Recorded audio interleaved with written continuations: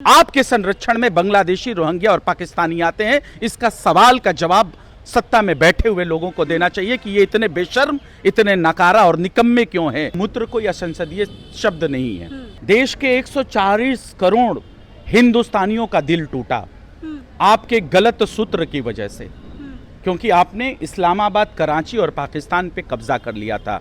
यानी कि आपने इंसानियत का किया। इसलिए मैं कहता हूं कि ऐसे सूत्र जो कि आदमी के, हिंदुस्तानियों के विश्वास को तोड़ता है, वो मूत्र से ज्यादा उसकी हैसियत नहीं हो सकती। नमस्कार, मैं प्रिया सिंह, आप देख रहे हैं द एक्टिविस्ट न्यूज़। अभी हम मौजूद हैं आरजेडी कार्यालय में और हमारे साथ आरजू खान जी हैं। उनसे सीधे हम लोग बातचीत करेंगे। सर, 1 करोड़ नौकरी का मतलब पारित किया गया है कैबिनेट में। जब बैठक हुआ तो इसमें 1 करोड़ नौकरी पारित किया गया है। देखिए, अगर इस देश में किसी पार्टी को कॉन्फिडेंट के साथ अगर झूठ बोलने आता है और अगर झूठ का वो रोजगार करती है तो उसका नाम है भारतीय जनता पार्टी। और उसी के गद्दी में, उसी के गोद में जाके जनता दल यूनाइटेड सो चुकी है।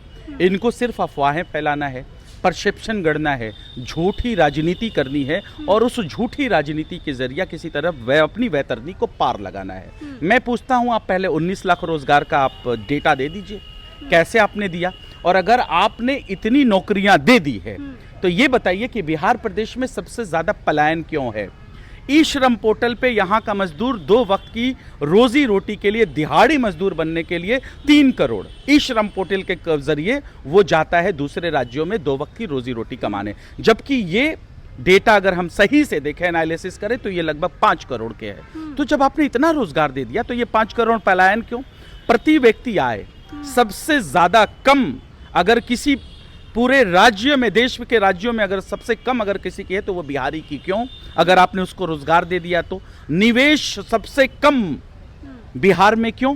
अगर आपने रोजगार ही देने का बात किया है तो जहां रोजगार नहीं, जहां नीति आयोग की रिपोर्ट कहती है कि 85 लाख से लोगों के ज्यादा 5000 से भी कम आमदनियां हैं, तो आपने रोजगार का सृजन कैसे किया? यही चीज दिखाता है कि आप झूठ बोलते हो, पलायन नहीं रोक पाते। आप शिक्षा पे 63,000 करोड़ का बजट देते हो और सबसे ज्यादा जितने भी देश में राज्य हैं 100 में अगर इंटरमीडिएट में सिर्फ 9 बच्चे पास आउट क्यों करते हैं? ये आपके शिक्षा पे, आपके झूठ और प्रोपेगेंडा पे करारा तमाचा है। और देश में जितने भी राज्य हैं उन सभी राज्यों में सबसे ज्यादा हाई स्कूल तक जाते जाते अगर बच्चा ड्रॉप आउट करता है तो उसका नाम बिहार प्रदेश है, जहां आप एनडीए समर्थित सरकार 20 सालों से है। तो ये सवाल है, ये झूठ, ये भ्रम, ये प्रोपेगेंडा क्यों? अभी जॉब फेयर लगा है, उसमें भी काफी युवाओं को नौकरी मिल रहा है, क्या कुछ कहें? हाँ, जरूर मिल रहा होगा, क्योंकि चुनावी साल है, चुनाव का आखिरी पड़ाव है। मैं इतना यकीन के साथ आपको कह सकता हूं, आपके द एक्टिविस्ट के माध्यम से, कि बिहार प्रदेश में जो जो देश में उदाहरण बना, जो जो ऐतिहासिक काम हुए, वो महागठबंधन की सरकार में हुए। नियुक्ति पत्र बांटे गए पहली बार गांधी मैदान में, जहां राजनीतिक रैलियां होती थी। 5 करोड़ लोगों को एक साथ हमने रोजगार दिया और देश में एक उदाहरण बनाया। जातीय जनगणना करवा के देश में एक उदाहरण बनवाया महागठबंधन की सरकार में। देश में तीसरा ऐसा राज्य था जहां शराबबंदी हुई, वो महागठबंधन की सरकार में। शिक्षकों को राज्यकर्मी का दर्जा देने की बात leader of opposition Tejashwi Prasad Yadav ने कहा और वो अगर पूरा हुआ तो वो महागठबंधन की सरकार में। खेल में, नौकरी में मेडल लाओ और नौकरी पाओ, खेल में अगर कहीं उदाहरण बना तो वो बिहार प्रदेश में महागठबंधन की सरकार में। वो विजन, वो सोच जो थी, जो दूरदृष्टि थी, वो leader of opposition Tejashwi Prasad Yadav का था। अगर उस कार्यकाल को हटा दिया जाए तो 20 सालों में एक भी उदाहरण नहीं है सिवाय इनके पलायन का, भूखमरी का, शिक्षा का।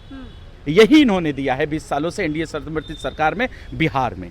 मीडिया से बातचीत के दौरान जो तेजस्वी यादव हैं वो कह रहे हैं कि हम सूत्र को मूत्र मानते हैं, क्या कहेंगे? इस तरह का भाषा उनको शोभा देता है?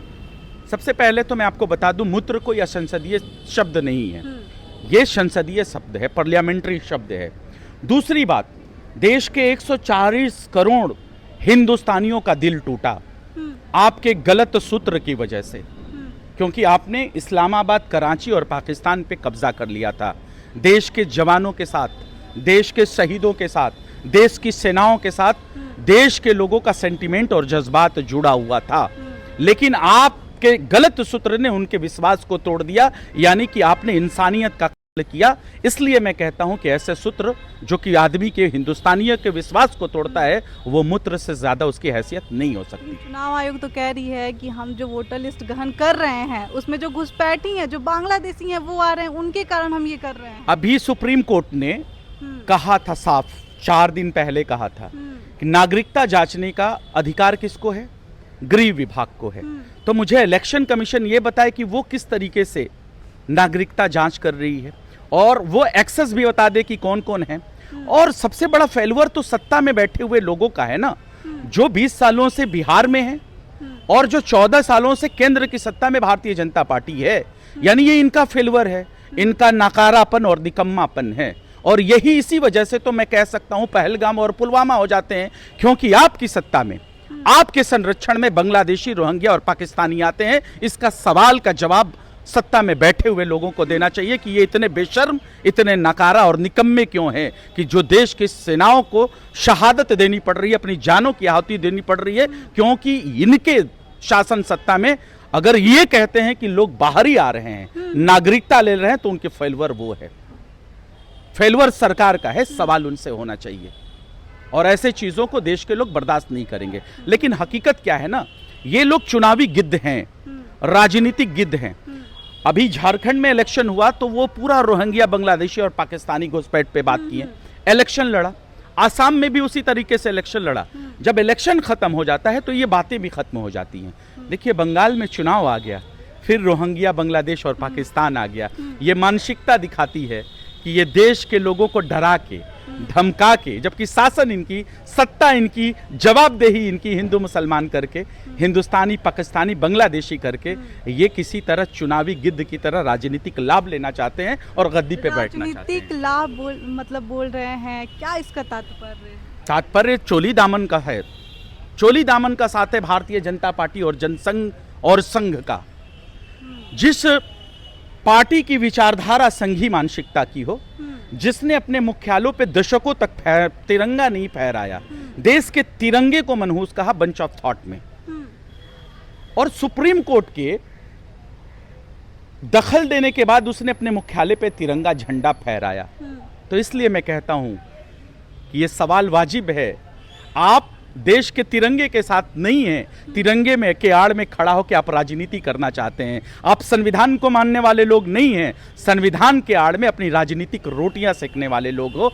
और विपक्ष देश में प्रहरी होता है, हम आपकी कलई ऐसे ही खोलते रहेंगे। तेजस्वी यादव आते हैं तो युवाओं को कितना रोजगार है? जब तेजस्वी प्रसाद यादव ने विधान परिषद में, देश की 2 सदन सबसे बड़ी होती है, एक संसद और एक विधानसभा, इन दोनों सदनों में जब इस सदनों में, विधानसभा में उन्होंने कहा कि प्रदेश के युवाओं को 10 लाख नौकरी देंगे, तो सत्ता में बैठे हुए जो चुनावी गिद्ध थे उन्होंने कहा कि कहां से दोगे 10 लाख नौकरी? अपने बाप के घर से लाओगे? और महागठबंधन की सरकार आती है, अपने विजन से 5 लाख लोगों के हाथों में नियुक्ति पत्र बांटा जाता है, 3.5 लाख पाइपलाइन में डाल के आते हैं, जिसको महागठबंधन के बाद जो एनडीए समर्थित सरकार है थोड़े थोड़े दे के अपने पीठ थपथपाती है। ये है विजन तेजस्वी प्रसाद यादव का, और ये है हमारा युवाओं के लिए सोच और समर्पण। ये है शिक्षकों को हमने राज्यकर्मी का दर्जा दिलाया। अगर हमारी चीजें हटा दी जाए तो एनडीए समर्थित सरकार से ये सवाल है कि उन्होंने क्या किया? कोई ऐतिहासिक काम किया? आपको पता चलेगा नहीं। जंगल राज खत्म कर दिए। जंगल राज उनका खत्म हुआ जो सामंतवादी विचारधारा के थे, जो मनुवादी विचारधारा के थे, जो चाहते थे कि जो वंचित है, जो शोषित है, जो गरीब है, जो पिछड़ा है, वो शासक न बनने पाए। उनका वो स्वर्णिम काल था। जो जंगल राज जिसको कहते हैं ना, वो हमारा स्वर्णिम काल था। जो ऐसी मानसिकता के लोग थे उनके लिए जंगल राज था, क्योंकि वो जिस मानसिकता के साथ लोगों को घरों में नहीं घुसने देते थे, ना कुएं पे पानी नहीं भरने देते थे, जिनको अछूत समझते थे, जिनको अपने घर के बर्तन में खाना नहीं खिलाते थे, जिनको मंदिर में जाने से प्रवेश वर्जित था, उन लोगों के लिए जंगल राज था। आम आवाम जो थी, जो गरीब थी, जो वंचित थी, जो शोषित थी, जो अकलियत थी, उसके लिए वो स्वर्णिम काल था। इसलिए इनको ये उसको जंगल राज कहते हैं। चलिए, इस पूरी बातचीत में आपकी क्या प्रतिक्रिया है हमें कमेंट बॉक्स में ज़रूर बताएं, और आगे खबरों के लिए बने रहें, देखते रहें द एक्टिविस्ट न्यूज़। धन्यवाद।